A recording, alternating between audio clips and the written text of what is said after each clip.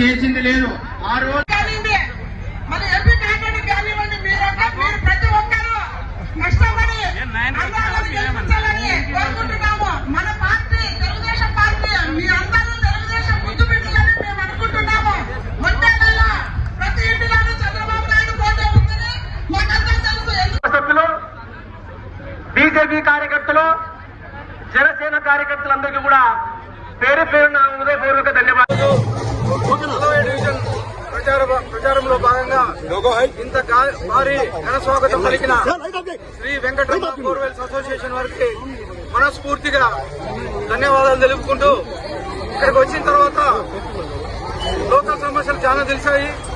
ముఖ్యంగా నడిమొంక గత వర్షాలు వచ్చినప్పుడు పొంగి పొర్లినప్పుడు మొత్తం ఇల్లు లేకంత నీళ్లు వచ్చినాయి. కేవలం ఇది ఇక్కడ ఉండే ఎమ్మెల్యే ఇబ్బంది వల్ల, ఎమ్మెల్యే చేతకానితనం వల్ల ఈ సమస్య తలెత్తింది. ఇక్కడ రిటైనింగ్ వాల్ ఒకటి కట్టించేస్తే వాటర్లు ఇళ్లలోకి వచ్చేట్టు కాదు. గత ఎన్నికల్లో ఆయన ప్రచారంలో భాగంగా నడిముంగులో రిటైనింగ్ వాల్ కట్టిస్తా అని చెప్పడం జరిగింది.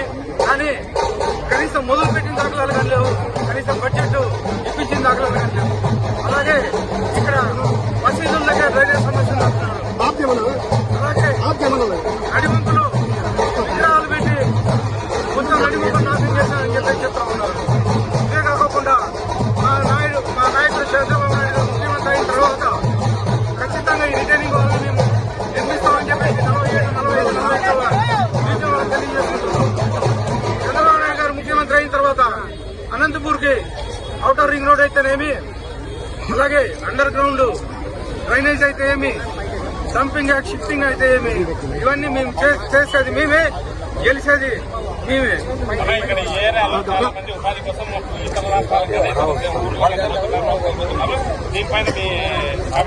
అనంతపురం వెనుకబడిన జిల్లా, వ్యవసాయం మీద ఆధారపడిన జిల్లా. ఖచ్చితంగా అనంతపురం జిల్లాకి పరిశ్రమలు తీసుకొస్తే మా నాయకుడు ముఖ్యమంత్రి అయిన వెంటనే ఒక SEZ కానీ లేకపోతే పారిశ్రామిక వర్గం తీసుకొచ్చి ఖచ్చితంగా వలసలు ఆపుతాం. ఇక్కడుండే నిరుద్యోగ సమస్య ఏదైతే ఉందో ఖచ్చితంగా మేము పోవడానికి ట్రై చేస్తామని చెప్పేసి తెలియజేస్తాం.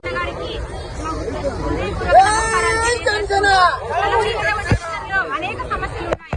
ముందుగా సైడ్ వాల్ నిర్మాణం వల్ల ముందు వరదలు వచ్చినప్పుడు అనంత వెంకటరామిరెడ్డి అధికారంలో ఉండి కూడా ప్రజలకి ఎటువంటి న్యాయం చేయలేకపోయాడు.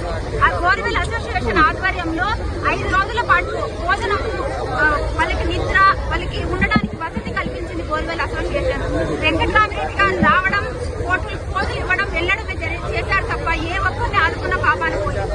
ఈ రోజు నడిమంకులో కూరగాయలు అమ్ముకునే రైతులు కూరగాయలు అమ్ముకుని బతికే వాళ్ళని కూడా అక్కడ విగ్రహాలు పెట్టించి వాళ్ళకి ఎటువంటి ఇది లేకుండా వాళ్ళకి ఎదురు కాకుండా చేసి అనంత వెంకటరామరెడ్డి అనంతపురం నగరంలో ఎటువంటి ప్రజలను అనేక ఇబ్బందులు చేస్తున్నారు. మనం ఈ ఇబ్బందుల నుంచి బయటపడాలంటే తప్పకుండా వెంకట ప్రసాద్